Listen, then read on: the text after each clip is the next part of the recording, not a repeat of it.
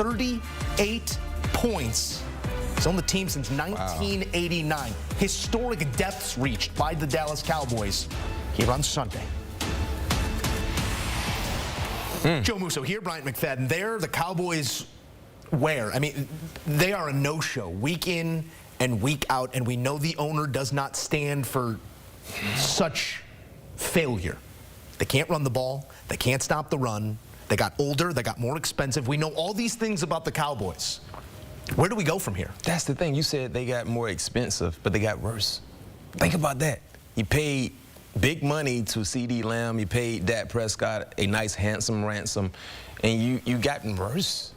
So let's go ahead and just break this down slowly, right? The third straight home game for the Dallas Cowboys, they've gotten blown out, dominated from start to finish. It was not a point in this ball game where it was competitive. Well, maybe before they trotted out of the locker room, right? But they were dominated from start to finish. Secondly, for the third straight home game for the Cowboys, the opposing offense ran left, ran right, ran through the middle at ease. Let me give you some numbers to back up my statement. Let's go back to New Orleans. Alvin Kamara, have his numbers here, 20 carries for 115 yards, 3 touchdowns. As a team, the New Orleans Saints ran for 190 yards against the Dallas Cowboys. Next up, the Baltimore Ravens, Derrick Henry, 151 yards, 2 touchdowns. As a team, they ran for 274 yards. In today's matchup, next up, David Montgomery, 80 yards, 2 touchdowns. Jahmyr Gibbs, 63 yards, no touchdowns. But as a team, the Detroit Lions ran for 184 yards and 2 rushing touchdowns today against the Cowboys. The same issues that we talked about last year about how soft the Cowboys defense look at times when it comes to slowing down rushing attacks, they're showing up again. And this season, man, they're terry cloth. Yeah. And terry cloth is that real soft cotton. That's that good cotton. You get that little cashmere blend. No question. It's the money that's required, but it's not coming to fruition. They are not getting the return on their investment right now. And I wouldn't point to Dak or CD as the root of this problem. As you do outline, it's the run stopping and the run game. The defense. That, again, is no good. How do you fix something like this on the fly, Mac? Because you were lucky enough in your career that you didn't have to be around this sort of failure. You really didn't see it up close all that often. Nobody's feeling good in this locker room right now. Well, everybody is down. How do you fix this on the fly? Is it point to the coach and say, we got to change something here? Is it point to the defense and say, look in the mirror, or everybody's job is on the line? I know that's not how this business works because contracts, but how do you start this on the fly? Well, you would think getting healthy could help, but then I think about it, Joe. It's football. When they were healthy with DeMarcus Lawrence and Michael Parsons, they still were giving up some of the numbers I just gave you guys. They were healthy against the Saints, right? They were healthy against the Baltimore Ravens. It didn't matter. So hopefully you can get healthy, but for them to be embarrassed like they were embarrassed today, something has to change. The personnel, you can't dramatically change the personnel in a week's time. The roster is the roster. Like I said, all you can hope for is to potentially get healthy. But at some point in time, the lack of urgency has to be addressed. The lack of preparation has to be addressed. The lack of execution, it has to be addressed, and it starts with the head man in charge. I'm not saying they should make a coaching change a la the New York Jets. I'm not saying that, but at some point in time, something has to be addressed to get a better product on the football field, because you can't wipe out this roster and say, hey, we got a whole new roster, we can be better. No, the roster is what it is at this point on either side of the football field. They lack talent, they lack toughness.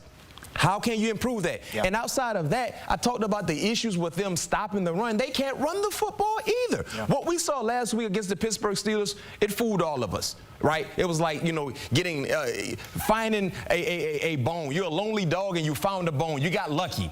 That's not who they are offensively. And then I'll tell you this much for our Cowboy fans. I'm sorry to add more rain to your rainy day, but if you look at their schedule and you see what they have coming down the pipe of their schedule. At Niners, at Falcons, Eagles, Texans. At San Francisco. Good luck. At Atlanta. One-score game. At who?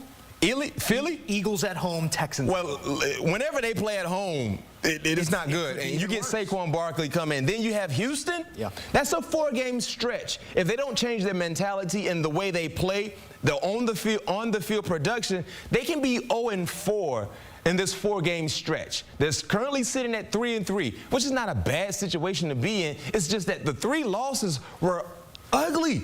That's the issue for a lot of Cowboy fans. You can accept or tolerate the losses, but when you're just getting blown out, that's hard to accept. 53 yards on the ground on 17 rushes, got outrushed by 131 yards in this game. On the Detroit side, we could highlight so much good that they accomplished, so much execution, some wrinkles that they got to in that playbook that felt almost disrespectful at times, but I think that the conversation has to be had about their loss within this win, that being Aidan Hutchinson. We saw a gruesome leg injury, lower leg injury to the star pass rusher, who we will not show you replays. He knew that thing wasn't right before he hit the ground, and you see him mouth, "I broke it." Unfortunate as this man was pacing the league in so many statistics, and he is so much of what makes this defense championship caliber. What does a loss like this do to this defense as you project them forward across what will be a very difficult schedule in that division? It's heartbreaking. Yeah. You know, first and foremost, you got to understand something. Being in the National Football League is like being a part of the Nobody ultimate wants fraternity. that. You know, you care about the opposing player you're going against, especially a guy like Aidan Hutchinson, who he does everything the right way on and off the football field. His effort, he maximizes the opportunities, and he's a heck of a player because of that. And just the unfortunate part of the game, sometimes, not sometimes, all the times, you can't control. Yeah. It was an ugly injury. You actually, me and Joe was watching the highlight. You actually can hear the break. That's how significant it was, and he instantly knew what was going on with his leg. Now, the reality of the NFL is you still have to go on. How do you supplement that sort of production? Scheme-wise. Yeah. Schematically, Aaron Glenn has to come up with certain type of pressure looks to be able to get pressure on opposing quarterbacks, because with Aidan Hutchinson, you know he is going to get home. He is like the TJ Watt for their defense.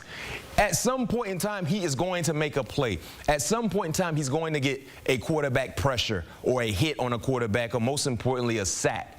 Not having him the rest of the way, Aaron Glenn has to come up with certain schemes to be able to draw up pressures to be able to get the same like production potentially. And we saw when he went out of this ball game, it took some time for guys to kind of get back into the game flow, but eventually we saw pressure coming down the teeth of the Cowboys offensively, interior-wise, and that could be a bright spot moving forward, because those same schemes will have to be utilized the rest of the way. And to your point, in their division, the old black and blue division, the NFC North is the most competitive division in the National Football League. And the last thing I'll say when it comes to injuries in the National Football League, Mike Tomlin used to tell us all the time, opposing teams applaud your problems. They don't root for them, but they applaud them. Because they know what's at stake. And that's the reality of the National Football League. Next man up, but we still got to go out and get a job and do our job and get it done. And that's the, you know, that's the tough part about the league. The NFC North is 17-5 this season. That is the best record by any division through 6 weeks since the merger.